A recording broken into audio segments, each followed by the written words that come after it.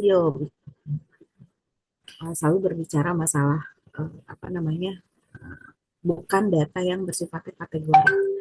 Nah, yang akan kita pelajari hari ini itu adalah materi terakhir, yaitu kondisi di mana jika variabel prediktor kita atau variabel X kita itu ada yang bersifat kategori, ya, atau kita sebutnya sebagai regresi dengan peubah dummy.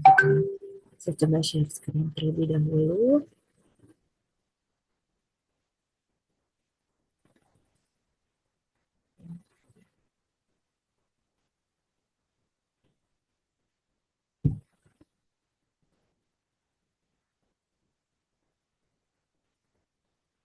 Muncul belum ya, teman-teman? Masih loading, Bu. Oh, sekarang udah. Sebentar.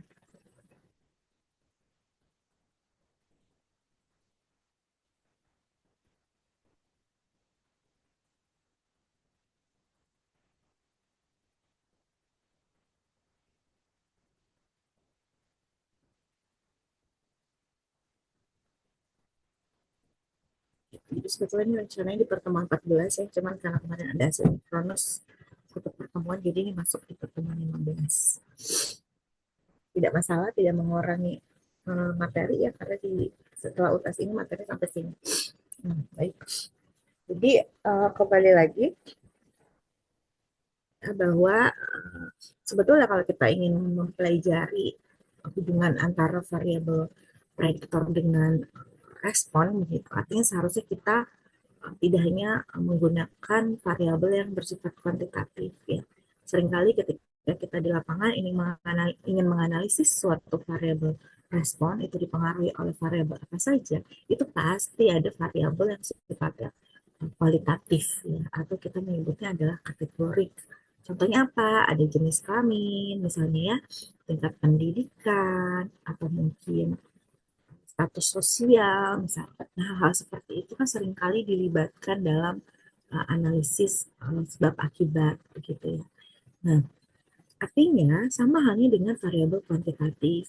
Ketika kita melibatkan variabel kualitatif, berarti sebetulnya kita juga ingin tahu pengaruhnya itu terhadap variabel respon itu seperti apa. Ya, artinya nanti hasil penelitiannya akan semakin baik ketika kita bisa melibatkan lebih banyak variabel X-nya.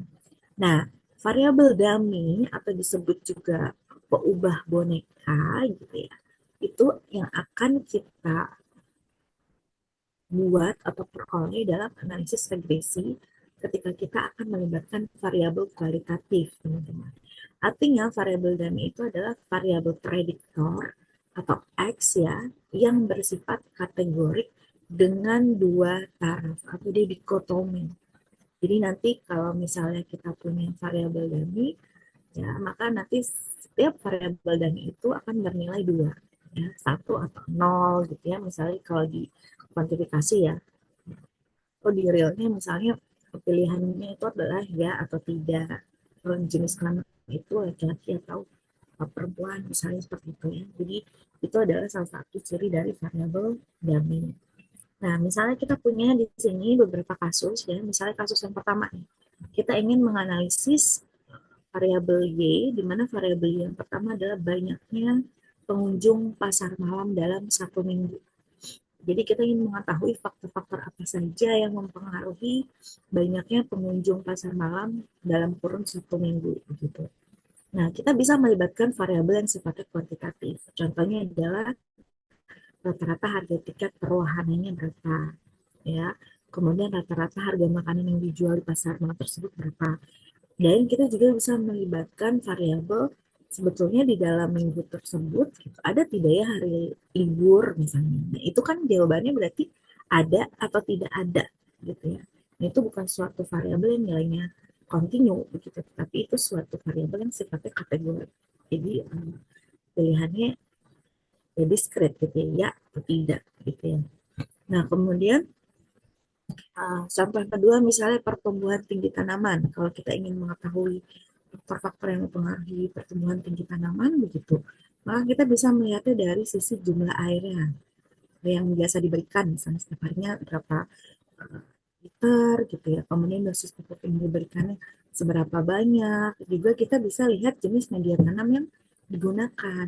Nah, kalau jenis media tanam kan kembali lagi dia nilainya kategori ya. Bisa jadi media tanamnya ada yang menggunakan tanah, kemudian juga ada yang menggunakan media lainnya gitu ya. Jadi kita bisa melibatkan variabel kuantitatif dan juga kategori. Sebentar, saya mute dulu.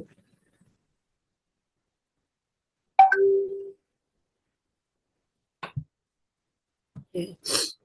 Nah, sehingga kalau kita punya tiga buah nih sama-sama tiga buah X ya, baik contoh satu maupun contoh dua, berarti kan model regresi yang umum gitu kita gunakan nanti beta nol, iya sama dengan beta nol ditambah beta satu x satu ditambah beta 2 x 2 ditambah beta 3 x 3 ditambah epsilon. Yang dua ini sifatnya nanti akan kuantitatif, yang satu, yang terakhir, di sini yang X3 itu akan bersifat kualitatif, teman-teman. Sehingga nanti kalau misalnya kita jabarkan di sini, kalau kuantitatif kan tidak ada pengkategorian ya. Tapi kualitatif kan ini nanti akan nilai, ada nilainya. Misalnya tadi di X3 itu ya seluruhnya di sini dua kategori ya.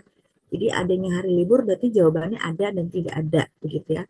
Kemudian jenis media tanam berarti ada dua jenis misalnya. Sehingga di sini kita punya dua kategori nanti.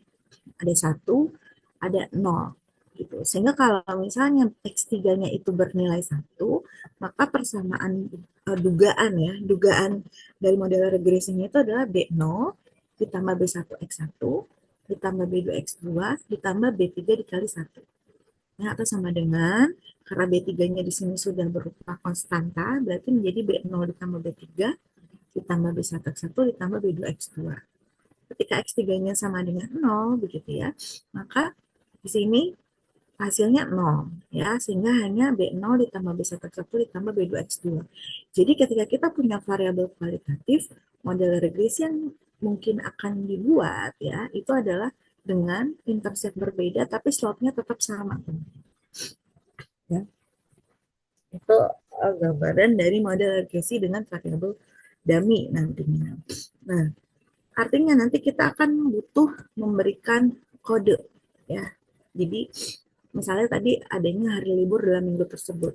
Maka kalau kita punya jawabannya ada dan tidak, kita akan membuat variabel dummy bagi masing-masing jawabannya ada dan jawabannya tidak. Jadi nanti raw datanya atau bentuk datanya itu tidak lagi jawaban ada, tidak ada, tidak ada, tidak gitu ya. Tetapi nanti variabel dummy yang pertama yaitu ada, nanti apa namanya berikan kode di sana untuk yang memang nilainya ada, jawabannya ada. Lalu nanti satu variabel dummy adalah tidak, maka berikan kode satu misalnya pada yang jawabannya tidak. Nah, seperti itu. Itulah cara pengkodeannya. Jadi nanti setiap subjek pengamatan itu harus masuk ke dalam salah satu kategori. Jadi kalau kita punya 50 misalnya subjek penelitian, maka setiap subjek penelitian itu hanya boleh masuk ke dalam salah satu kategori. Ya seperti hanya jenis kelamin, dan maka masing-masing dari kalian hanya boleh masuk ke dalam salah satu jenis kelamin. Gitu. Nah, kalau misalnya kita punya sebanyak K buah variabel bebas, ya, atau K buah variabel, maksudnya K kategori, sorry.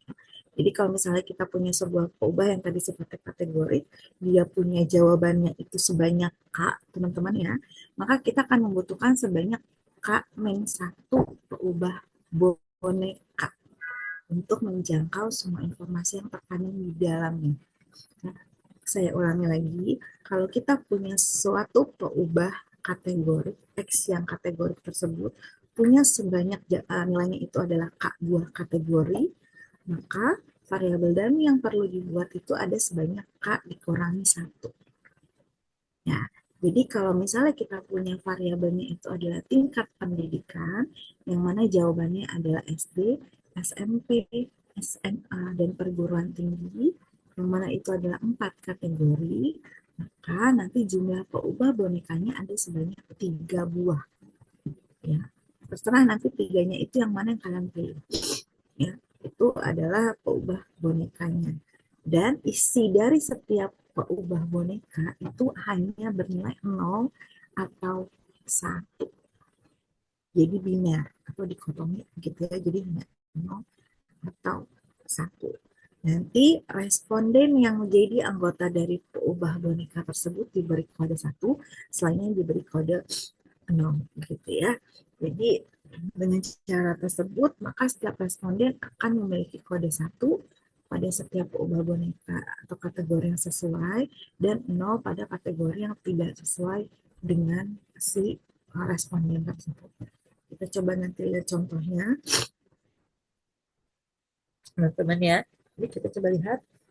Jadi ini adalah data yang terhimpun, yang mana ini merupakan data terkait dengan berat ayam kalkun dalam satuan pound. Jadi Y-nya ini adalah berat dari si ayam kalkun tersebut, dan variabel X-nya itu apa saja, ada usia ya dalam satuan minggu dari 13 ayam tersebut. Jadi kalau di luar negeri itu kan mungkin dalam event-event tertentu atau perayaan-perayaan hari besar misalnya, itu kan seringnya makan ayam kalkun gitu teman-teman ya. Jadi di sini mencoba dianalisis. Nah, X-nya ada usia ayam dan daerah asal si ayam tersebut ya, diperoleh teman-teman. Jadi daerah asalnya itu ada dari 3 daerah. Ada dari Georgia, dari Virginia, dan juga dari Wisconsin. Ya, jadi Georgia itu adalah G simbolnya, Virginia adalah V, dan Wisconsin adalah W. Jadi ini adalah variabel daerah asal yang sifatnya kategori. Ada 3 buah daerah. Nah, ini adalah datanya. Ini misalnya untuk yang pertama nih, ayam pertama itu beratnya sekian, usianya 28 minggu, dia asalnya dari Georgia. Dan seterusnya ya sampai Wisconsin di sini. Jadi kita punya sebanyak 13 segini ya si subjek penelitiannya begitu. Nah, karena dia yang sifatnya kategori si daerah asal ini punya 3 kategori, maka kita akan membuat variabel dummy yang nanti nama variabel dummy atau nama peubah bonekanya itu adalah sesuai dengan nama kategorinya. Jadi kalau kita punya Georgia, Virginia, Wisconsin, berarti nanti peubah bonekanya ada yang namanya Georgia, Virginia, dan Wisconsin. Oke, jadi misalnya kalau untuk Georgia, berarti nanti ayam 1, 2, 3, 4 itu nilainya 1 ya, dan yang lainnya adalah 0. Kalau misalnya diubah bonekanya V gitu ya, maka nanti yang 4 di atasnya 0, yang tengahnya 1, yang bawahnya ini juga 0. Begitu pula ketika yang W untuk peubah bonekanya. Sebetulnya W tidak perlu ya, karena ketika ubah boneka yang 1G-nya bernilai 1, kemudian yang V-nya bernilai 1, maka secara teori dia akan mendeteksi bahwa untuk yang bawah ini pasti adalah W. Gitu ya. Oke, misalnya kita menebak sesuatu, kemungkinannya ada 3. Kita udah nebak 2, pertama tuh kita udah salah, udah pasti jawabannya yang ketiga. Kan seperti itu ya. Itulah kenapa variabel dynamic itu yang perlu dibuat hanya K-1. Nah, karena dengan kita mengetahui K-1, kita udah mencakup atau mengetahui seluruh informasi yang diperoleh dari variabel tersebut. Nah, jadi kita coba identifikasi dari kasus tersebut, variabel X yang kuantitatif itu adalah usia. Sedangkan yang kategorik itu adalah daerah asal. Jadi nanti model regresi yang akan dibuat adalah YI. Ini model populasinya ya, masih dalam notasi parameter. YI sama dengan beta 0 ditambah beta 1XI. Nah, kalau kuantitatif kita notasikan X untuk membedakan. Lalu ditambah beta 2Z1I. Artinya adalah peubah acak dummy pertama dari yang daerah asal ini, yaitu Z ditambah B3Z2I. Atau peubah boneka yang kedua dari daerah asal ini. Di mana I-nya dari 1 sampai dengan 13. Jadi karena tadi ada 3 buah kategori, maka di sini kita buat 2 buah variabel dummy. Nah, ini adalah cara labelingnya atau pengkodean tadi codingnya. Di daerah asal ini ya ada 3. Oke, ada 3. Untuk menentukan siapa yang akan dijadikan variabel boneka itu silakan dipilih saja karena nanti interpretasinya bisa kita sesuaikan ya. Jadi ini saya tuliskan 3 semua dulu agar teman-teman lihat secara awalnya bagaimana gitu ya. Tapi ketika nanti dimasukkan ke analisis begitu, yang ketiga ini nggak perlu dicantumkan. Jadi kalau misalnya kita udah mencantumkan 2 ini, kita pasti tahu bahwa yang terakhir ini adalah si W gitu ya, karena di sini 0, di sini juga 0. Oke, kita coba lihat. Daerah asal ya, sini saya buat variabel boneka pertama itu adalah G, Georgia. Jadi responden yang berasal dari Georgia ini 4 atas, itu angkanya 1 semua. Sisanya adalah 0. Oke, lalu pembajak boneka yang kedua yang saya buat adalah yang V ini. Ya, sehingga di sini Z2-nya adalah V. Yang nilainya V saya beri angka 1, selainnya 0. Oke. Nah, lalu yang ketiga, misalnya kalian mau buat yang W. Berarti selain W0, yang W-nya itu adalah 1. Udah ya. Jadi nanti kalau misalnya di analisis yang ketiganya ini kalian tutup.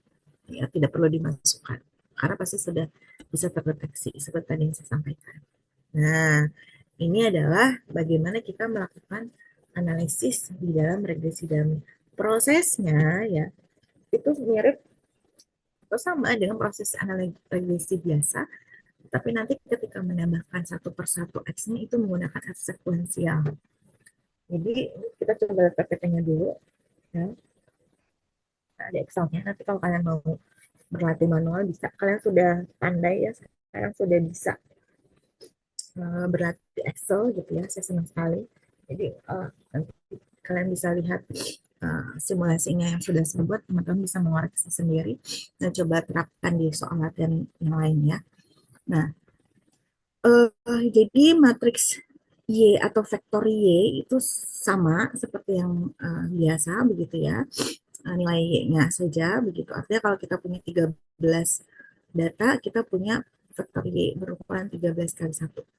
Oke. Nah, variabel X-nya adalah berarti variabel yang sudah final dengan variabel dummy-nya. Jadi ini selalu depannya 1, kemudian ini adalah X1 tadi, usia ya. Nah, lalu untuk yang berikutnya adalah variabel boneka Z1, ini adalah Z2. Nah, jadi Z3-nya nggak perlu masuk, teman-teman.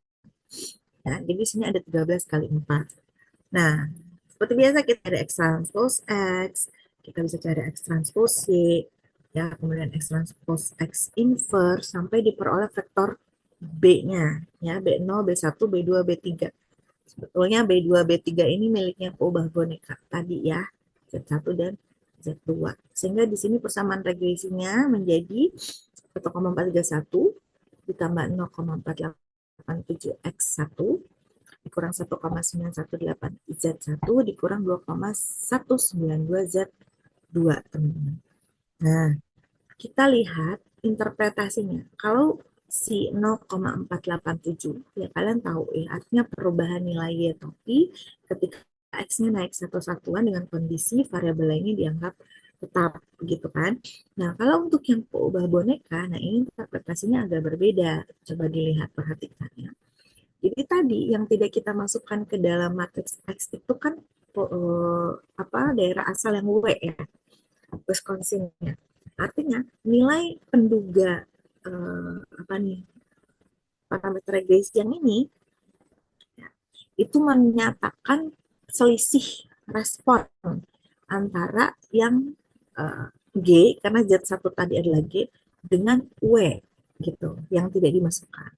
Begitu pula untuk yang negatif 2,192 ini adalah penduga selisih dari respon antara daerah asal yang Z2 yaitu V dengan W. Nah, seperti itu. Nah, jadi ini adalah cara interpretasi dari penduga koefisien regresi ketika variabelnya adalah variabel dummy. Nah, sehingga kalau misalnya kita mau buat lebih detail untuk menduga nilai Y topiknya begitu ya berdasarkan nanti nilai X tertentu, kita bisa buat detailnya seperti ini. Jadi ketika Z satunya adalah 0, Virginia-nya itu adalah 1, artinya dia berasal dari Virginia, maka modelnya sebetulnya tinggal substitusikan Z1-nya 0 dan Z2-nya adalah 1. Sehingga modelnya adalah Y topi sama dengan negatif 0,761 ditambah 0,487 X1. Kalau dia dari Virginia, ya. Kalau dia dari Georgia, berarti Z1-nya substitusikan nilainya sama dengan 1, Z2-nya substitusikan nilainya sama dengan 0. Nah, sehingga kalian lihat bedanya adalah di intercept-nya. Negatif 0,488. Ya. Untuk yang slope X1 satunya atau B satunya sama di sini. Kemudian yang terakhir, nah kalau 0 dua-duanya berarti dia berasal dari Wisconsin. Maka ini adalah bentuk dari penduga model regresinya. 1,431 ditambah 0,487 X 1. Nah, sampai sini dulu. Bisa dipahami atau tidak, teman-teman?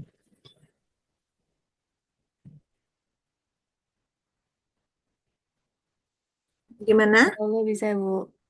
Oke. Yang lain? Bisa, Ibu. Bisa, Bu. Oke, kita lanjutkan ya.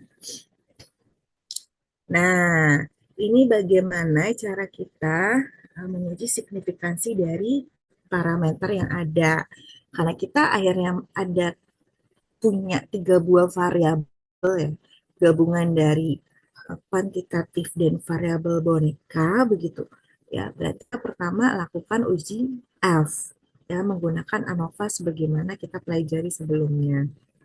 Nah, ini meneruskan data yang tadi kita buat F-nya ya seperti biasa, lihat F hitungnya 142,78 begitu. Yang mana ini lebih besar daripada F tabel yaitu 3,86. Maka kita sudah cukup bukti untuk menolak H0. Ya, artinya minimal gitu ya. Ada satu X yang akan berpengaruh terhadap si Y gitu. Atau ya bahwa si X1 dan juga daerah asal itu secara bersama-sama mempengaruhi berat ayam tersebut. Nah, untuk melihat pengaruh parsialnya dari setiap ubah boneka, itu kita bisa melakukan dua cara. Bisa menggunakan sebetulnya uji T yang sudah kita apa namanya pelajari seperti biasa, uji T biasa ya teman-teman, uji T biasa, atau kita menggunakan F sekuensial. Nah, kalau kemarin kan kita di backward itu menggunakan F parsial. Kalau F parsial itu kan menguji uh, penambahan gitu ya ketika variabel manapun dikeluarkan dari model gitu, lalu kita tambahkan ke dalam model. Jadi seperti itu. Tapi kalau di sekuensial nanti kita biasanya menambahkannya secara berurutan. Nah, kalau di apa namanya ini variabel dummy gitu ya, biasanya kita menambahkannya berurutan teman-teman karena ya bersarang gitu. Jadi ketika kita menambahkan tadi variabel dummy-nya itu adalah Z1, makanya selanjutnya Z2. Nah, seperti itu kan. Kalau misalnya sekuensial seperti itu. Jadi biasanya ada urutan tertentu biasanya. Nah, kita coba lihat konsep dari uji F sekuensial dulu teman-teman ya. Saya pindah ke slide yang lain nih. Ya, slide saya yang lain yang sudah pernah saya share juga untuk mempelajari F parsial. Sekuensial. Muncul tidak? Muncul, Bu. Oke, kan bisa lihat ya. Jadi tujuan utamanya sebetulnya kalau kita membahas parsial dan sekuensial itu sama-sama kita ingin mengetahui gitu ya signifikansi atau apakah ada pengaruh ketika kita menambahkan suatu variabel prediktor ke dalam model regresi begitu. Nah, ingat kalau di F parsial kemarin seperti ini ya, jadi kita akan mengeluarkan satu variabel lalu akan diuji pengaruhnya dari model yang lengkap begitu. Nah, kalau F parsial nggak ada yang dikeluarkan, tapi kita tambahkan satu per satu. F sekuensial. Nah, seperti ini. Ya, jadi kita akan menambahkan satu per satu global penjelas yang baru ke dalam model. Ya, jadi misalnya di sini model pertamanya adalah beta 0 ditambah beta 1 X1 ditambah epsilon. Maka di step berikutnya kita akan menambahkan si alpha 1 gitu misalnya ya, atau si variabel Z1 gitu. Lalu kita akan uji signifikansi si penambahan Z1 tersebut ya. Lalu ditambah lagi di sini ya ada si Z1-nya ini sudah jadi B2X2 gitu ya, beta 2X2. Kemudian kita tambahkan si Z2 gitu ya. Lalu diuji penambahan Z2 dan seterusnya. Ya, dan seterusnya begitu. Sebanyak variabel X yang akan kita tambahkan. Jadi nanti kalau di uji F sekuensial kita punya model awalnya ini, jadi hanya melibatkan X1. Lalu kita ingin menambahkan tadi yang pertama si Z1 misalnya ya. Maka koefisiennya di sini dimisalkannya adalah alfa 1. Jadi model setelah ditambahkan itu adalah seperti ini. Nah, kita nanti akan menghitung jumlah kuadrat dari model full ini yang ada X1 dan Z1 gitu ya. Sehingga kita juga akan memperoleh kuadrat tengah sisa dari model full ini, yaitu X1 dan si Z1 ini. Nah, lalu ya dari informasi tersebut kita bisa menghitung jumlah kuadrat A1 bersyarat B1. Artinya apa? Jumlah kuadrat ketika kita menambahkan A1 ya, di mana sebelumnya model regresinya itu sudah ada B1 duluan gitu lah ya. Jadi makanya di sini A1 bersyarat B1. Oke, jadi yang lebih dahulu masuk ke model regresi ditempatkan di sebelah kanan ya setelah bersyarat ini. Di mana jika bersyarat ini itu kita peroleh dari jumlah kuadrat dari model full-nya, yaitu ada B1 dan si A1 ini, ya, dikurangi dengan jumlah kuadrat yang masuk lebih duluan, yaitu si B1. Nah, ini cara menghitung jika bersyaratnya. Sehingga nanti kita juga perlu mencari kuadrat tengah dari A1 bersyarat B1. Caranya adalah jumlah kuadrat dari bersyarat ini dibagi 1. Karena yang kita tambahkan hanya 1, yaitu si Z1 saja. Nah, baru kita bisa hitung F-nya atau F sekuensialnya. Itu adalah kuadrat tengah bersyarat dibagi kuadrat tengah sisa yang dari model full teman-teman ya. Nah, baru kita bandingkan dengan F tabel. Jadi, nanti kalian bisa lihat di sini. Kalau kita melakukan prosedurnya menambahkan satu persatu, misalnya B0 dulu, maka dia dapat JKB0, kita dapat KTB0. Lalu kita tambahkan B1 kan, berarti sekarang ada B0 dan B1. Berarti kita bisa dapatkan JKB0 B1. Nah, kalau kita cari JK bersyaratnya, artinya kita ambil JKB0 B1 yang model full, dikurangi JKB0 yang sebelumnya nih, warna biru. Sehingga kita juga bisa peroleh kuadrat tengah B1 bersyarat B0. Nambah lagi di sini B2. Ya, berarti kita dapat model full dari B0 sampai B2, maka JK bersyaratnya nanti adalah B2 bersyarat di atasnya sudah ada B0 dan B1. Maka kita peroleh dengan cara JK B0 B1 B2 yang model fullnya dikurangi bersyarat yang sebelumnya si ini. Ya, B1 bersyarat B0 gitu. Ya, sehingga dapat juga KT bersyarat dan seterusnya seperti itu teman-teman. Jadi kalau nanti kalian lihat nilai JK-JK ini yang bersyarat ini semuanya kalau dijumlahkan itu menjadi jumlah kuadrat di ANOVA F yang awal kalau dia ada 3 buah variabel. Itulah bedanya dengan F parsial. Kalau F parsial kemarin ketika tanpa X1 misalnya tanpa X2 dan lain sebagainya, ketika F parsialnya dijumlahkan itu tidak akan sama dengan F pada ANOVA ya ketika dijumlahkan. Nah, jadi ini akan kita lakukan pada regresi dummy. Salah satu cara ya, selain uji T. Ya, jadi uji T diperkenankan, opsi yang keduanya adalah bisa menggunakan F sekuensial. Jadi ini untuk wawasan kalian, karena sebelum UTS kalian tidak mempelajari F sekuensial ya. Oke, kita kembali lagi ke sini. Jadi tahap pertama, ini kita melibatkan beta 0 dan beta 1. Jadi saya di sini menggunakannya ANOVA terkoreksi. Jadi tetap beta 0 yang saya masukkan, tetapi saya menggunakan ANOVA yang terkoreksi. Kalau di PPT tadi ya, dia tidak terkoreksi. Tidak masalah. Ya, jadi kalian bisa menggunakan ANOVA yang terkoreksi maupun tidak terkoreksi asalkan kalian paham. Ya. Ini saya menggunakan ANOVA terkoreksi. Ya, teman-teman. Jadi kalian lihat di sini X yang saya masukkan pertama adalah yang X1. Ya, makanya matriksnya adalah 13 kali 2. Jadi ini adalah usia ya. Nilai variabel usia. Cari seperti biasa X transpose X sampai dengan X transpose Y dapat nilai beta 0 dan beta 1. Berarti regresinya karena dia terkoreksi, beta 0 nggak masuk. Ya, berarti DB untuk regresinya hanya 1, DB totalnya juga N-1. Ya, 13 dikurang 1. Jumlah kuadrat. Jumlah kuadrat dalam notasi matriks apa rumusnya? Coba, masih ingat nggak? Untuk mencari JK regresi menggunakan matriks,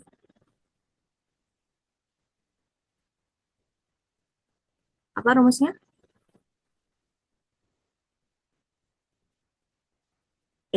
Apa?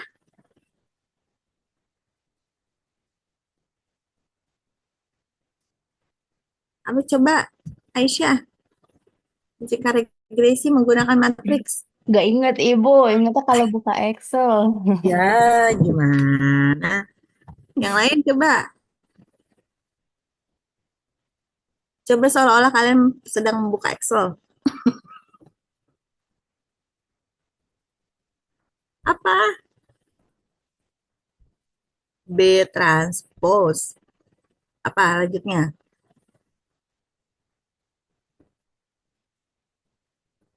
B transpose. Yang mana nih? Dikali X transposnya bukan, Bu?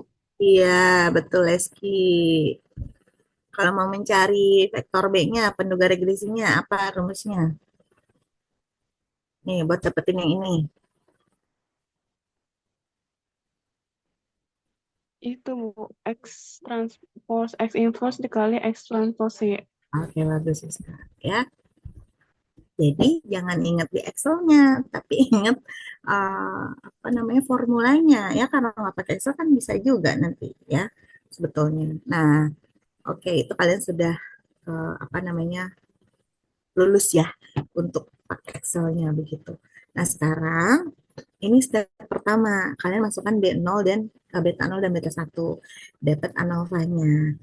Berarti sekarang pertanyaannya variabel X berikut yang masuk, yaitu si Z1 ya. Karena di sini tadi kita punya X1, Z1, dan Z2. Coba kita lihat. Ya, berarti kalau Z1 masuk, di matriks X-nya tambahkan kolom untuk yang variabel diamondnya Georgia yang angka satunya ada di atas semua tadi ya berdasarkan datanya.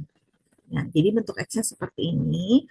Lanjutkan sampai dapat B begitu ya. Maka di sini dapat B0, B1, B2.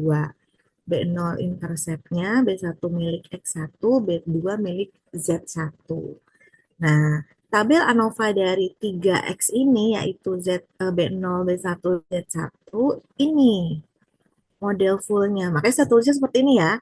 B0, B1, B2 ini adalah model atau ANOVA untuk 3X. Sorry, 2X ya. Nah, sehingga di sini apanya DB-nya 2 dan seterusnya sampai dapat F-nya. Nah, F ini sudah lebih besar dari F tabel kalau kalian cek. Nah, sekarang kita mau cari bersyaratnya tadi untuk melihat F sekuensialnya kan begitu. Maka caranya adalah karena kita di sini baru menambahkan si X2, si Z1 yang mana itu beta 2 gitu ya.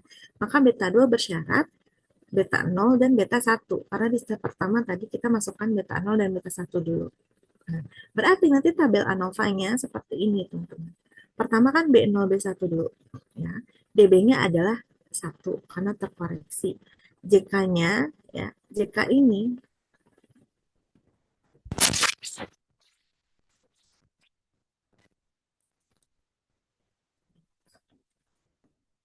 agak sempit nih. B0 yang B1 itu berarti lihat dari yang ANOVA sebelumnya. Nah, ini ya, yang 26,202 yang ada di tahap 1. Ya, DB-nya 1. Oke. Nah, berarti yang berikutnya adalah untuk yang B2. B2 bersyarat sudah ada B0, B1. DB-nya pasti 1 ya. Nah, jumlah kuadratnya jangan pakai yang ini. Jangan pakai yang model lengkap ini. Tapi model lengkapnya itu dikurangi dengan JK yang sudah ada sebelumnya. Ya, itu disebut JK untuk B2 bersyarat B0, B1. Nah, jika sisaannya ya, ini boleh diambil dari yang atas, dari model penuh karena sama nilainya. 10 dan 10,498. Begitu pula untuk yang bagian bawahnya. Makanya dia nggak akan berubah. Kenapa? Karena di sini dikurangi. Ya, yang bersyaratnya ini adalah dari model full dikurangi dengan model yang sebelumnya. Ini sebetulnya ada kolom F ya, tapi ini saya cut dulu, nanti F-nya saya tampilkan di belakang. F-nya tetap kuadrat tengah dibagi dengan kode tengah sisaan, teman-teman ya.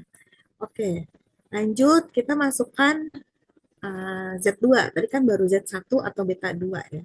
Sekarang kita masukkan Z2. Jadi matriks X-nya bertambah satu kolom. Untuk yang daerah asalnya Virginia ya, daerah asal Virginia, dapat B-nya seperti ini ya, B0, B1 untuk X1, B2 untuk Z1, B3 untuk Z2. Jadi model fullnya B0, B1, B2, B3 ini adalah ANOVA dari model fullnya. Nah, sekarang B2 udah nambah satu kan, si Z2 atau B3. Nah, berarti B3 bersyarat setelah sebelumnya sudah ada B0, B1, dan B2. Seperti tadi ya, DB-nya 1.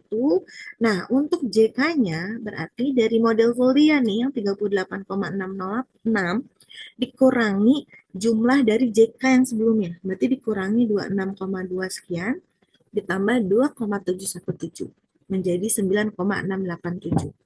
Oke, kode tengah dan F-nya mengikuti rumusnya seperti biasa. Sisaan dan totalnya masih sama dengan di ANOVA atasnya ini, yang model full. Jadi yang berubah hanya di bagian jumlah kuadratnya saja. Nah, sehingga di bagian akhir nanti kita punya ANOVA untuk uji F sekuensialnya bentuknya seperti ini. Jadi yang bagian 3 ini ya, yang bersyarat ini semuanya kalau dijumlahkan itu akan DB-nya sama dengan 3. Jumlah kuadratnya itu masing-masingnya akan menjadi ini, ya 38,6. Ya, yang mana ini sebetulnya adalah ANOVA dari uji F secara overall tadi yang pertama kali. Ya, yang kita lihat uji serempaknya gitu teman-teman. Nah, sehingga nanti untuk masing-masing ini apakah penambahannya itu berpengaruh atau tidak, kalian lihat di bagian F hitungnya di sini. F hitung di sini ya, kalian jangan ambil dari ANOVA sebelumnya, tapi kalian bagi kuadrat tengah yang ada di sini dan kuadrat tengah sisaannya. Seperti itu. Ya, begitu pula untuk yang B2 dan juga B3. Nah, ini ketiganya adalah signifikan. Jadi, berdasarkan uji F sekuensial, di mana tadi masing-masing uji F-nya itu adalah signifikan besar daripada F tabel dengan taraf signifikansi 5%, maka bagi kita cukup bukti untuk menolak 0 untuk masing-masingnya. Ya, artinya setiap penambahan peubah boneka ke dalam model regresi itu dapat memberikan manfaat dan terbukti berpengaruh terhadap si peubah responnya. Ya, jadi untuk melihat pengaruh parsial dari setiap variabelnya, termasuk variabel dummy, bisa memilih di antara dua. Pertama uji T, uji parsial yang kita sudah pelajari bersama, yang sudah di materi sebelum UTS bahkan, atau yang kedua bisa menggunakan uji F sekuensial. Jadi ini sifatnya adalah option ya, tinggal kalian yang mana nanti prefer untuk menggunakannya gitu. Nah, kalau kita mau menggunakan uji T, ini manualnya begitu ya. Karena ingat bahwa untuk mendapatkan statistik uji T, rumusnya adalah nilai penduga regresinya, parameter regresinya atau B-nya dibagi dengan nilai simpangan baku B-nya kan. Kalau kalian ingat itu kan rumus dari T hitung itu adalah penduga B-nya gitu ya dibagi dengan simpangan baku dari si B ke I-nya. Nah, di mana untuk nilai simpangan baku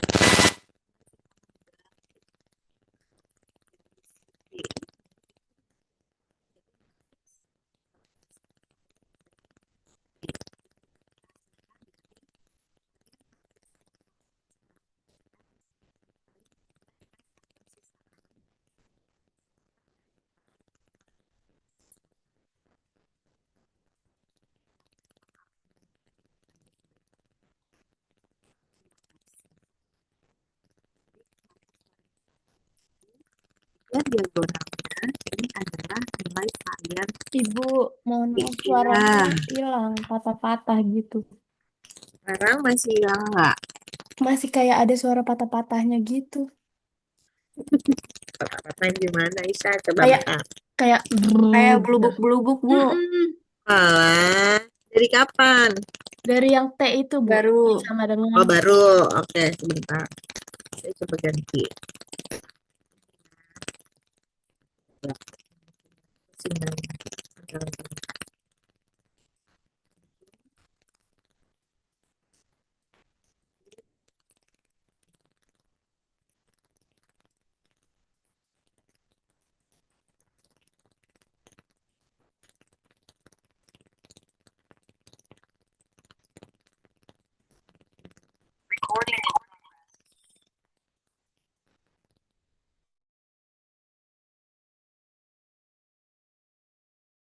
Belum.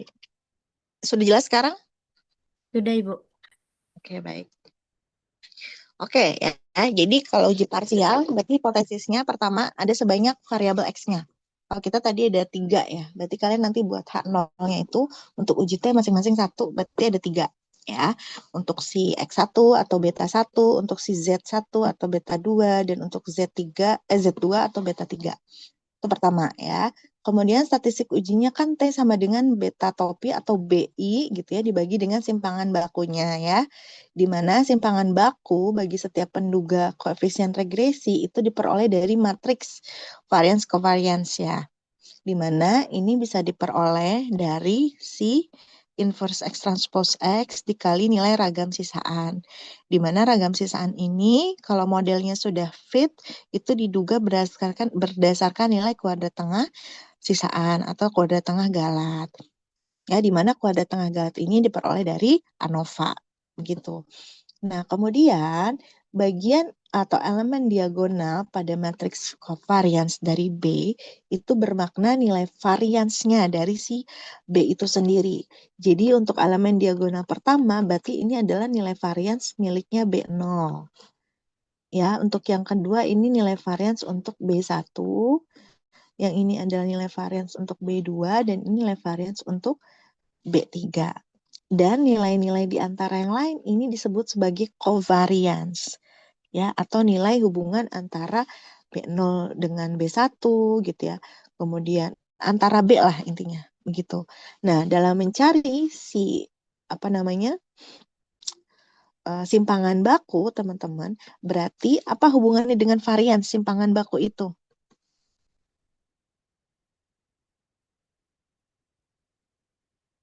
Coba ingat lagi, hubungan simpangan baku dengan varians itu apa?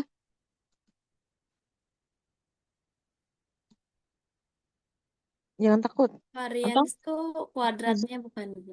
Atau kuadratnya siapa? simpangan baku. Berarti simpangan baku itu adalah? Akarnya dari ragam atau Oke, varians. betul ya.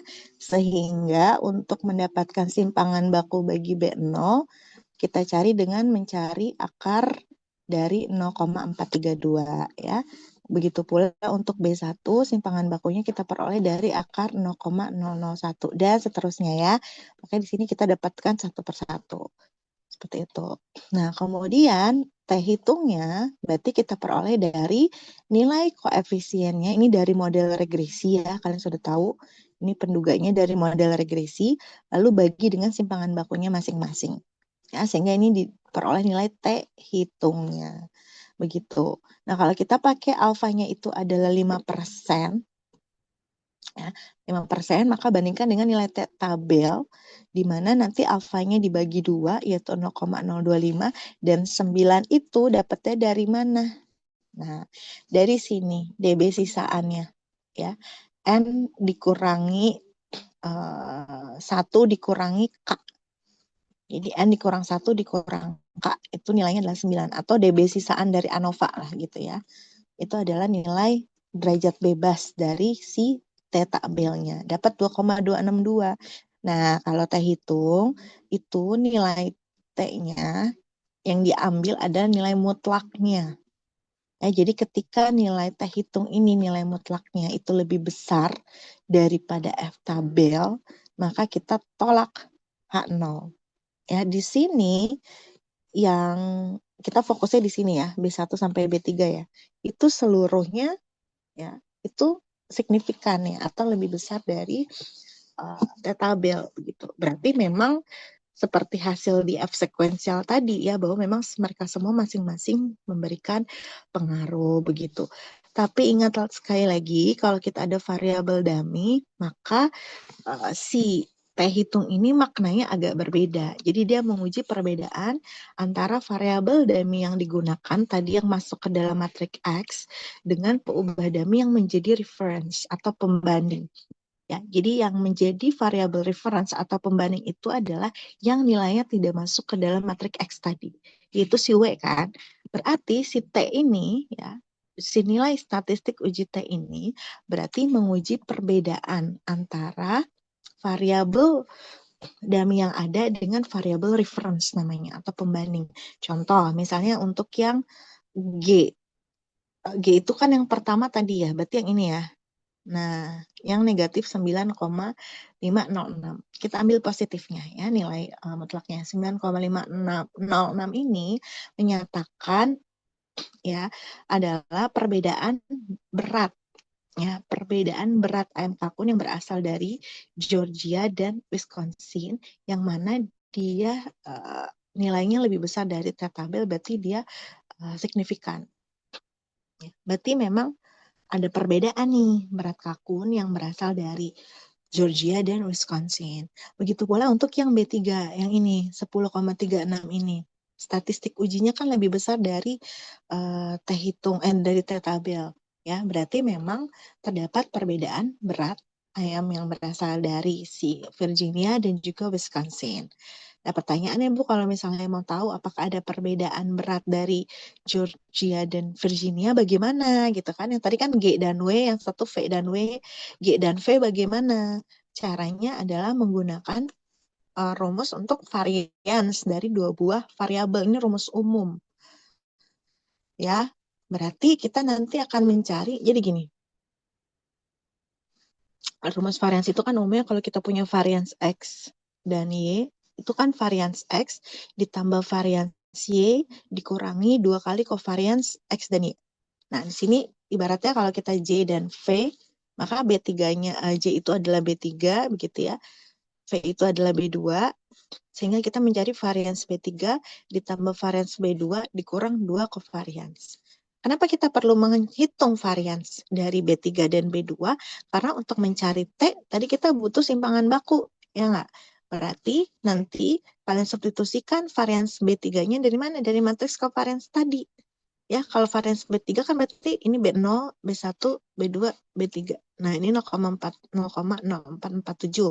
Varians B2 berarti yang ini 0,0407. Covariance dari B3 dan B2. Ini berarti B2, ini adalah B3. Oh, ini covariance-nya. Atau di sini, ini B2, ini B3. Oh, ini covariance-nya. Jadi segitiga atas, segitiga bawah itu elemennya sama. Teman-teman ya, simetrik. Begitu. Jadi dikali, nih, nggak kelihatan di sini ya.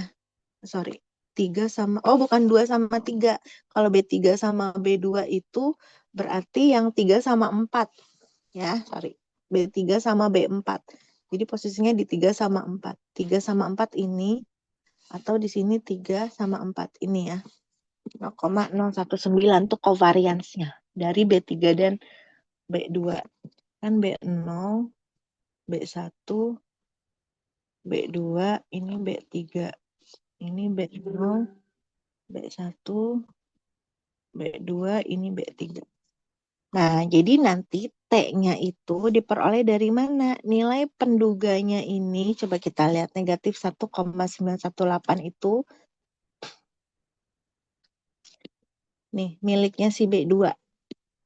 Ya, jadi nilai penduga koefisien regresinya.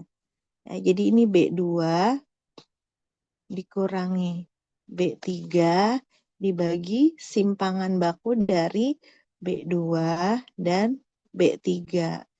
Dapatnya dari mana simpangan baku? Akar dari varians B2 dan B3. Ya. Kalau varians mau dibalik B2 dulu baru B3 dulu atau sebaliknya itu nggak masalah. Teman-teman ya.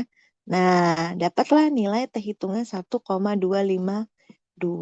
Berarti kalau dibandingkan dengan tabel ya, itu 2,262, maka dia nilainya kurang dari ya. T hitungnya kurang dari si T tabel. Maka belum cukup bukti bagi kita untuk menolak H0, atau yang artinya adalah kita terima H0. Kalau terima H0 Berarti tidak ada perbedaan berat ayam yang berasal dari Georgia dan juga Virginia. Seperti itu. Kalau kita mau lihat perbedaan di antara si G dan juga si P, teman-teman. Nah, seperti itu kira-kira kalau kita mau menggunakan metode manual, ya, pendekatan matriks menggunakan Microsoft Excel. Kalau menggunakan software itu sangat mudah. Ini saya contohnya di Minitab, tapi di SPSS juga bisa, ya. Saya coba perlihatkan dulu outputnya, ya. Nanti kita coba lihat simulasinya. Nah, output Minitab seperti ini. Ya, jadi nanti akan muncul persamaan regresi ketika Z1, Z2-nya itu bernilai 0 atau 1, teman-teman, ya. Lalu output lainnya itu sama saja seperti output regresi pada umumnya. Tuh. Kalau di Minitab kita bisa milih nanti sekuensial. Jadi kalian lihat akan muncul X, Z1, Z2. Di sini kalau dijumlahkan nih, bagian ini akan sama dengan yang baris regresi. Gitu. Ya. Lalu di sini ada nilai B topinya, ya, seperti yang tadi kita hitung. Ini nilai T hitungnya dan juga nilai P value-nya. Seperti biasa, ya. Sudah. Nah, bisa dipahami tidak, teman-teman? Coba buka SPSS nih kalau udah. Ada yang mau ditanyakan? Silakan. SPSS agak lama dibukanya. Sebentar, saya stop share dulu.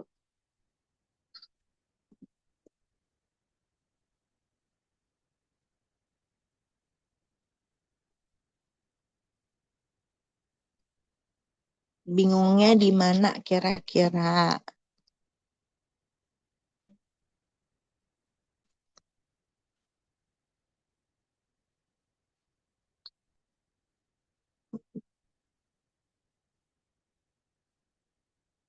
Lama nih SS. Kalian ujian minggu depan ya? Kan 1 di hari Senin. Waktunya saya lupa ya, tapi persiapkan saja. Nanti saya kabari lagi kalau jadwalnya sudah fix. Loh, siapa yang si emoji itu? Aisyah. Saya bukan udah ngasih tahu bahwa kan 1. Ya nggak? Iya, Ibu. Nah, ya jadi nanti silakan pelajari materinya dari materi pertama regresi diagnostik sampai dengan materi variabel dummy, regresi dengan variabel dummy. Pelajari bagaimana manualnya secara pendekatan matriks, ya. Pelajari juga bagaimana penggunaan softwarenya. Oh, ini sudah ada. Oke. Ibu mau nanya boleh bawa cheat sheet, Bu? Boleh nggak ya? Boleh, nanti saya kabari ketentuan ujiannya ya setelah pembelajaran ini. Boleh, boleh. Yang pasti di Baik, lab. Ibu. Terima kasih. Sama-sama. Yang pasti mengerjakannya di lab dan yang pasti tetap jawabannya ditulis di lembar jawab. Itu dulu yang pasti ya. Oke, sudah muncul SPS-nya. SPSS-nya. Sudah, Ibu. Oke. Data yang sama tadi ya kita gunakan. Data yang di PowerPoint maksudnya. Saya hampir buka untuk latihan datanya. Oke. Udah tahu ya cara untuk copy data ke SPSS, berarti. Nah, ini variabel Y-nya yang pertama. Ini adalah variabel X yang pertama, X1. Ini adalah Z1. Lihat satunya di atas aja 4 ya. Ini adalah Z2. Lalu yang dummy ketiganya nggak perlu. Ya, tidak perlu dimasukkan. Nah, masuk ke variabel view. Kita ganti namanya. Ini variabel Y. Kemudian ini X1. Lalu Z1. Ini adalah Z2. Nah, ingat ya, bagian measure-nya harus dipilih. Y-nya itu adalah scale. Kemudian X1-nya juga scale ya, karena usia. Kemudian Z1-nya pilih yang nominal ya. Ini juga nominal. Jadi ingat ketika kita berbicara variabel kualitatif atau kategorik, berarti skala pengukurannya itu antara nominal atau ordinal. Ya, tapi tadi kan kita dikotomi ya 0,1 begitu. Hanya membedakan yang satu masuk kategori tersebut, yang 0 tidak masuk ke dalam kategori tersebut, sehingga tidak mengartikan bahwa satu itu lebih baik dari 0. Ada dan tidak di sana. Jadi kita bisa pilih nominal saja ya. Jadi label di sana hanya bersifat membedakan. Oke, sekarang kita masuk ke bagian analyze, lalu regression, masuk ke linear. Oke. Oke, sekarang masukkan dependent-nya, ya ini masukkan ke kolom dependent. Lalu X1 sampai dengan Z2, masukkan ke independent. Nah, kalau di Minitab nanti kalian lihat, dia akan ada box yang berbeda untuk X yang sifatnya continue dan untuk X yang sifatnya tidak continue. Ya, ini dibiarkan saja. Nah, ini juga karena kita hanya ingin melihat modelnya saja ya, jadi yang lainnya biarkan saja. Lalu pilih OK. Nah, ini dia outputnya. Seperti tidak ada apa-apa ya. Seperti, maksudnya tidak terlihat bahwa ini adalah regresi dengan variabel dummy gitu kan. Jadi nanti coba dilihat di sini, di bagian uji F-nya ya, di ANOVA ini sama hasilnya dengan yang tadi saya perlihatkan. Dia menggunakan ANOVA yang terkoreksi, lihat. Ibu, Iya. kayaknya tampilannya belum ini deh, Bu. Yang hasilnya. Oh iya lupa, dia tuh kalau outputnya harus di open screen lagi ya, aduh. Nah, udah muncul belum? Sudah. Nah ya, jadi ini outputnya. Umum aja ya, seperti yang kita lakukan biasa begitu. Jadi ada model summary-nya, ini terkait kebaikan modelnya ya, berdasarkan nilai R-square. Tinggi sekali R-square-nya 0,979. Oke, lalu ada ANOVA-nya di sini.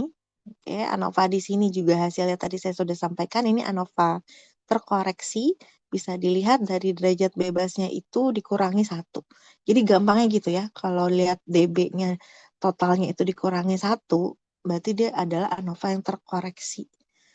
Lalu F hitungnya juga sama dengan yang tadi saya peroleh ya, jadi kalian nanti bisa cek.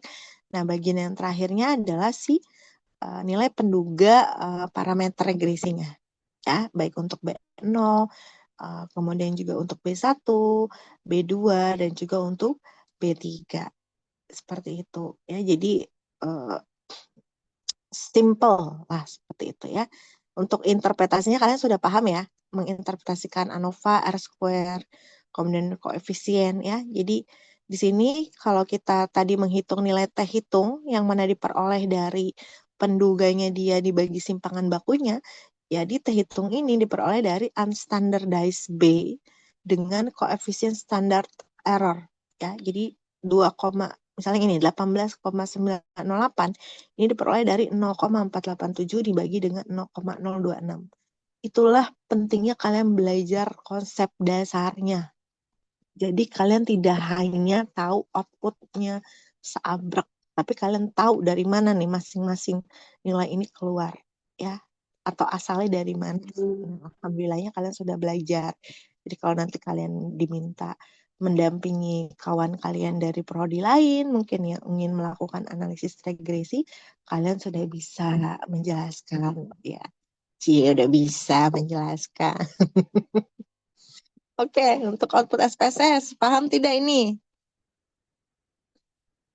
Ibu, saya mau nanya, Oke, nggak boleh. kalau bedanya ANOVA terkoreksi sama nggak terkoreksi itu dampaknya apa? Misalnya kalau pakai ini di paket tertentu gitu, atau gimana? Oke, ya bedanya apa? Saya sudah pernah menjelaskan sebetulnya. Jadi pertama, perbedaan ANOVA terkoreksi dan tidak terkoreksi itu adalah di bagian hipotesisnya. Ya, jadi ketika kita memilih ANOVA yang tidak terkoreksi, artinya gini, ANOVA itu kan digunakan untuk menguji pengaruh X secara bersama-sama. Itu dulu clear satu ya. ANOVA itu adalah untuk menguji pengaruh X secara bersama-sama. Oke, berarti sebetulnya termasuk beta 0. Kalau dia tidak terkoreksi, maka beta 0 itu masuk di dalam pengujian hipotesis. Jadi beta 0 sama dengan beta 1, sama dengan beta 2 misalnya, sama dengan beta 3. Saya harus coret-coret nih, bentar. Bentar ya, saya harus coret-coret kalau menjelaskan seperti ini biar kalian terbayang.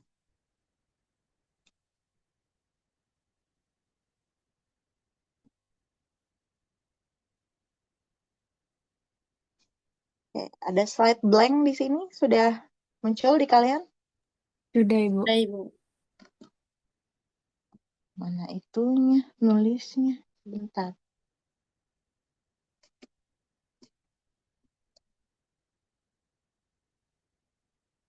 Nah, jadi uji F itu tujuannya adalah uji serempak gitu ya. Uji serempak seluruh X. Apakah dia akan berpengaruh terhadap Y atau tidak gitu kan. Nah, uji F ini ada yang tidak terkoreksi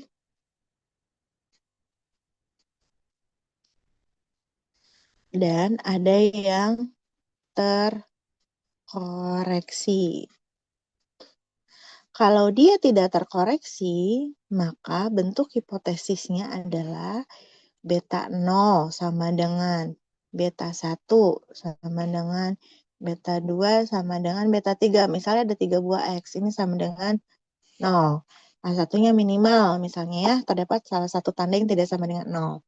Kalau terkoreksi, nolnya adalah tanpa beta 0. Jadi B1 sama dengan B2 sama dengan beta 3 sama dengan 0. Sekarang saya tanya, kalau saya punya model regresi, Y sama dengan beta 0 ditambah beta 1X ditambah beta 2X, 1X2 ditambah beta 3X3 ditambah epsilon. Makna beta 0 apa di sini?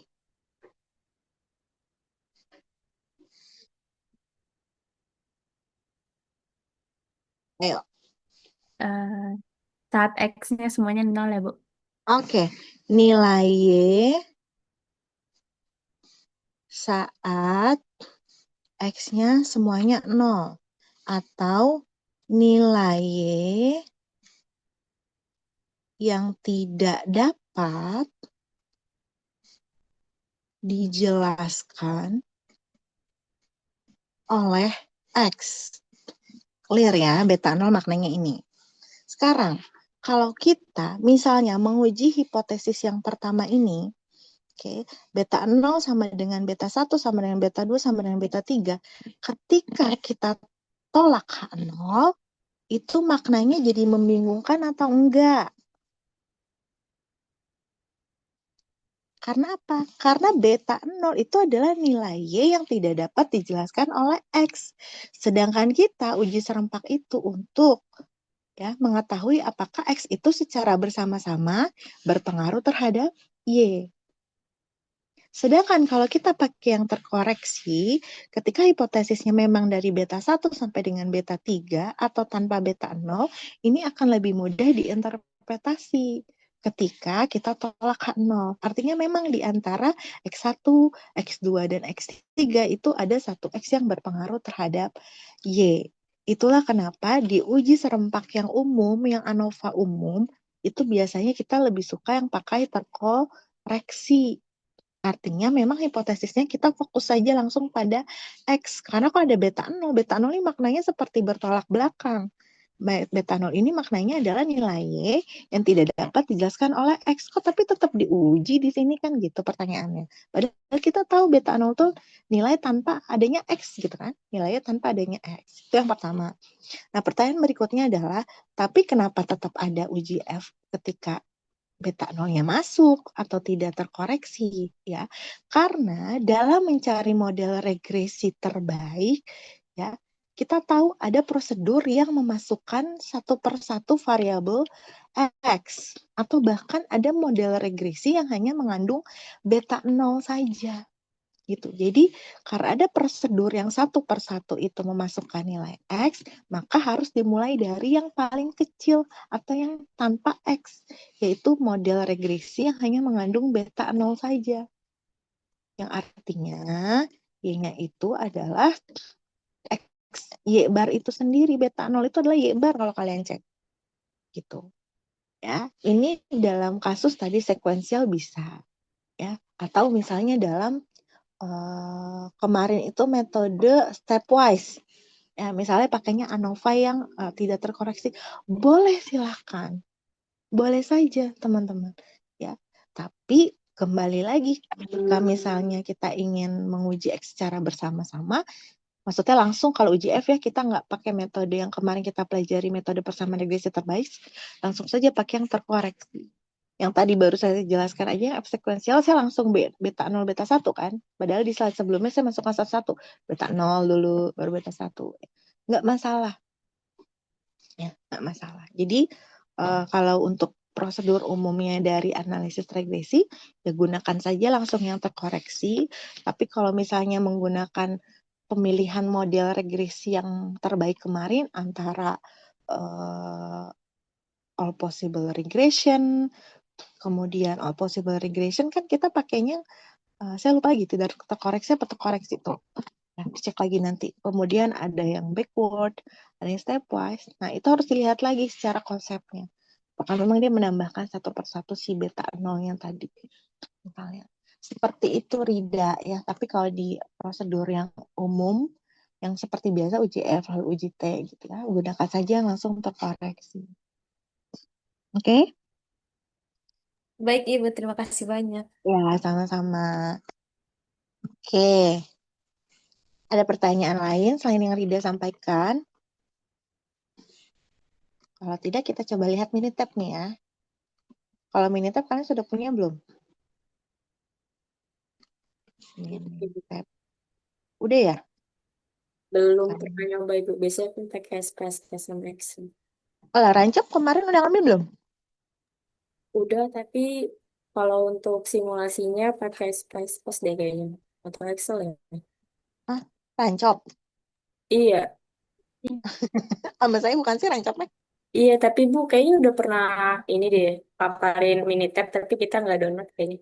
Saya deh, Oh, nggak download. oke. Oke. Nah, oke kalau gitu.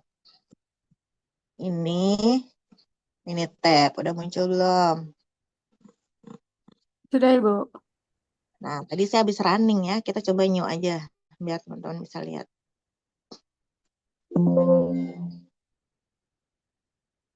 Nah, oke, yang bagi yang belum pernah melihat, ini adalah Minitab ya.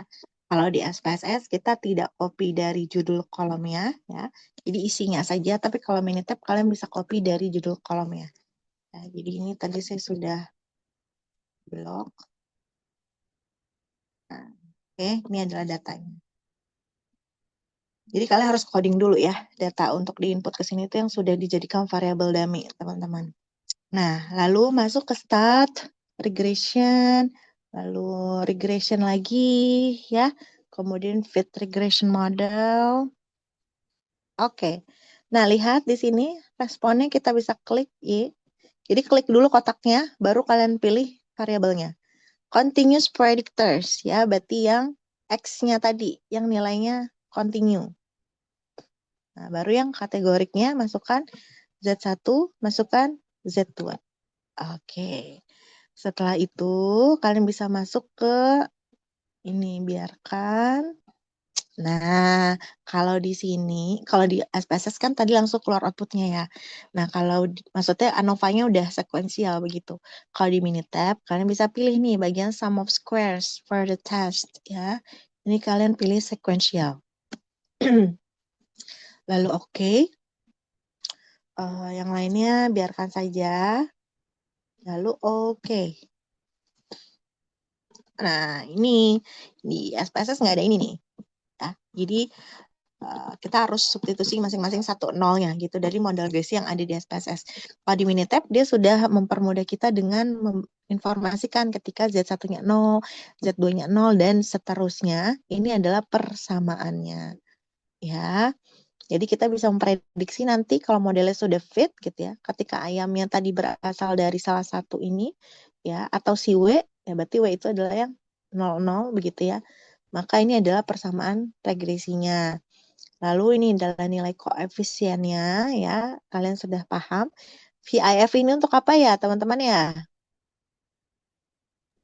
Ingat nggak kemarin? Multikolineritas itu. Iya, betul. Untuk melihat multikolinearitas antar X ya, dan tidak ada di sini karena nilainya semua kurang dari 10. Lalu di sini ANOVA-nya kalian bisa lihat ya. Regressionnya 3 itu adalah penjumlahan dari X-nya tadi, lalu Z1 dan Z2. Makanya di sini depan ada SEQ, sequential di sini maksudnya. Ya, sequential sum square, sequential mean square ya, dan F value dan P value-nya dan seterusnya. Ya, jadi outputnya sama ya dengan tadi yang dihasilkan di SPSS. Perbedaannya adalah di regression equation-nya. Persamaan regresinya ini tidak ada di SPSS. Kalau di SPSS memang output regresi biasa aja nggak dikasih bentuk persamaannya ya. Jadi kita diminta melihatnya dari sini, dari output koefisiennya. Mendefinisikan B0, B1, B2, dan seterusnya itu yang mana. Tapi kalau di Minitab biasanya dia diberikan bentuk persamaannya seperti ini. Lihat di sini categorical predictor-nya, codingnya ada 0 dan juga 1.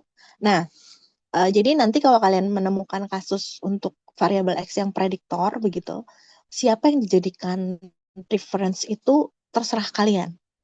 Ya, tidak ada aturan khusus siapa yang dijadikan sebagai variabel pembanding atau reference. Itu yang pertama. Lalu kedua, ya, siapa yang menjadi variabel dummy pertama ya, dan siapa yang menjadi variabel dummy kedua juga itu tidak ada aturannya. Ya. Jadi misalnya kalian cuman pakai satu, maksudnya gini, satu variabel X yang kategorikal itu punya 2 kategori, ya atau tidak misalnya. Nah, siapa yang diberi tanda 1, Bu? Atau siapa yang diberi kodik 1, ya atau tidak, itu juga sebetulnya tidak ada aturan khusus. Karena kan kalau kalian jenis kelamin misalnya ya, laki-laki perempuan nih, berarti kan kalian cukup membuat satu variabel dummy. Karena jenis kelamin itu ada 2, jadi variabel dummy-nya cukup 1. Berarti nanti variabel dummy laki-laki misalnya yang kalian pilih ya. Silakan, atau misalnya perempuan yang kalian pilih. Silakan, asalkan nanti pada saat interpretasi kalian jelas interpretasinya. Nah, jadi setiap orang bisa aja variabel dummy-nya berbeda ya, satu dan lainnya. Atau misalnya dalam beberapa kasus khusus untuk variabel dummy yang diberikan poin 1 itu adalah variabel dummy yang mungkin secara teoritis dia seharusnya bisa pengaruhnya lebih besar misalnya. Itu juga boleh. Ya, itu juga boleh. Jadi nggak ada aturan khusus ya teman-teman ya, nggak ada aturan khusus. Pada akhirnya nanti yang dilihat adalah signifikansinya. Begitu ya. Jadi mau ditukar dimanapun itu pasti nanti model regresi finalnya itu akan bersama-sama ketemu yang signifikan gitu maksud saya. Jadi nggak masalah nanti siapa yang jadi variabel dummy-nya, siapa yang menjadi variabel reference-nya. Itu aja yang perlu kalian ingat ya teman-teman ya. Oke.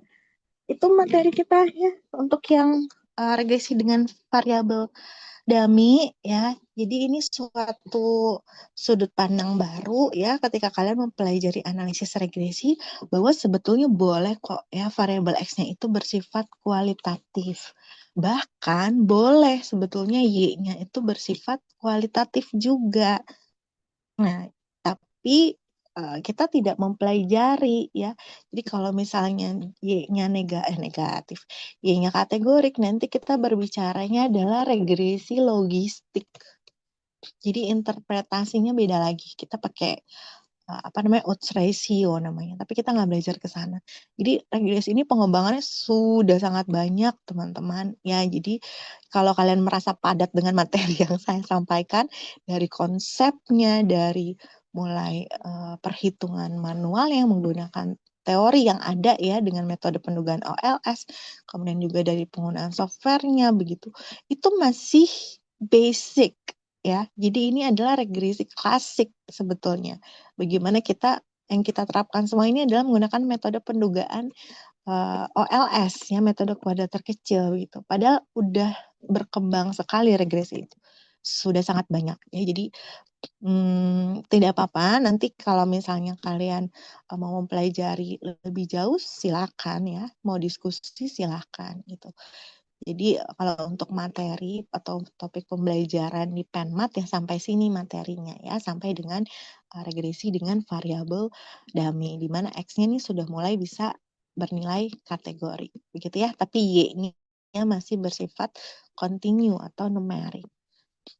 Ada pertanyaan untuk materi regresi mungkin yang dari mulai setelah UTS kalau masih ada yang merasa bingung boleh silakan tanyakan. Nanti silakan mungkin sambil mempelajari barangkali ada hal-hal yang bingung, nah boleh nanti ditanyakan kembali di grup mungkin ya agar teman-teman yang lain juga bisa menyimak gitu sama-sama mempelajari. Terkait UAS nanti jadwalnya itu di hari Senin, waktunya itu saya lupa. Pokoknya bukan pagi ya seingat saya. Mungkin antara pukul 10 atau pukul 1 siang. Nanti saya coba pastikan kembali di laboratorium sehingga kalian akan menggunakan komputer di laboratorium. Pelajari kembali dari kemarin kita praktikum ya. Ada beberapa hal kalau misalnya menggunakan software, dilihat bahwa di software itu tanda desimal menggunakan titik. Nah, itu kalian harus bisa mentransformasi itu atau merubah tanda tersebut dari Excel-nya ya, karena nanti kan tinggal copy ke software-nya. Jadi data di Excel-nya harus dirubah menjadi desimalnya menggunakan titik. Misalnya itu yang pertama. Lalu yang kedua adalah perdalam lagi ya konsepnya. Jadi kalau nanti ketemu soal dalam bentuk apapun yang ditanya apa, teman-teman bisa paham maksudnya apa. Saya sedang mempertimbangkan apakah buka cheat sheet atau memang ya sudah saja silakan open all kecuali berbagi jawaban ya. Gitu. Itu yang sedang saya pertimbangkan. Tetapi materinya adalah dari regresi diagnostik sampai dengan materi yang hari ini regresi dummy gitu teman-teman ya. Nanti lembar jawabannya tetap digunakan, jadi jawaban kalian tidak dibuat dalam format soft file gitu, tidak akan, tetap ada di lembar jawab itu. Sudah ya, mungkin itu yang perlu disampaikan atau ada lagi. Jadi yang masih dalam pertimbangan saya adalah cheat sheet atau ya sudah open all, itu aja sih sebetulnya. Silakan kalau ada yang mau ditanyakan lagi terkait UAS.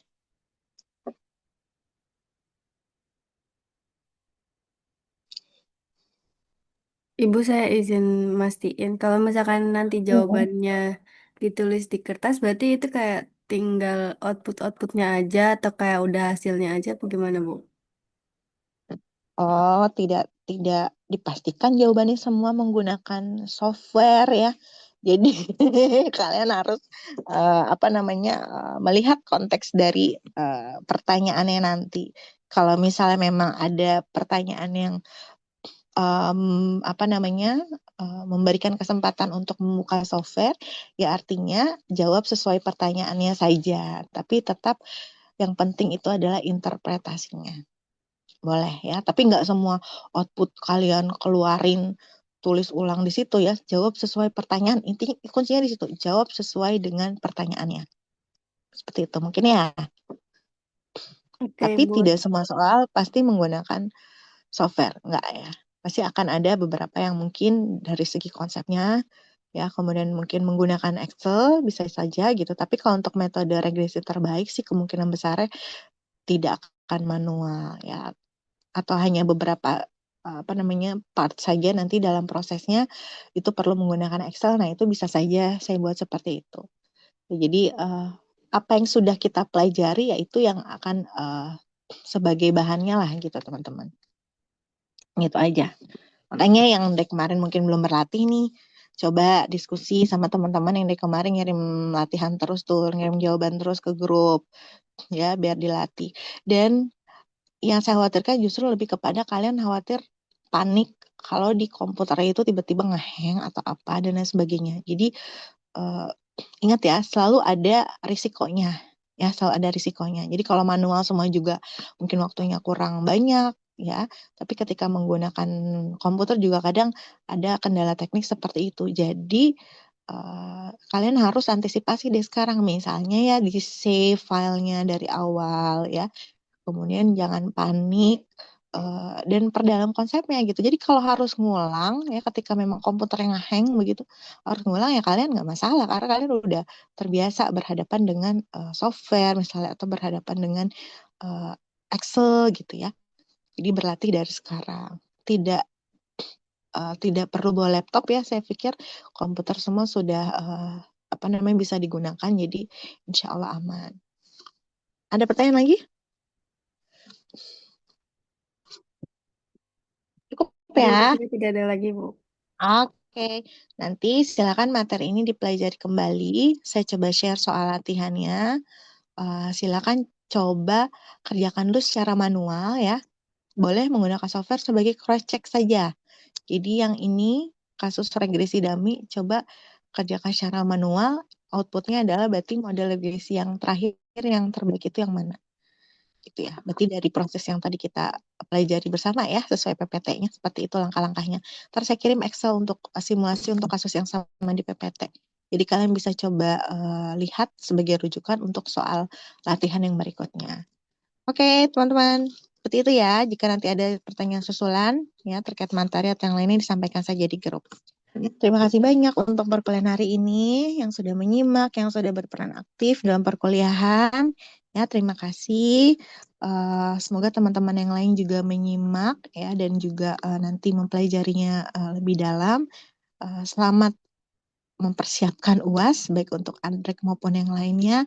Sehat-sehat selalu ya, terutama dalam pekan UAS nanti 2 minggu ke depan. Semoga UASnya nanti dilancarkan teman-teman ya. Oke, wassalamualaikum warahmatullahi wabarakatuh. Selamat pagi. Waalaikumsalam. Terima kasih, Bu. Terima kasih. Sama-sama.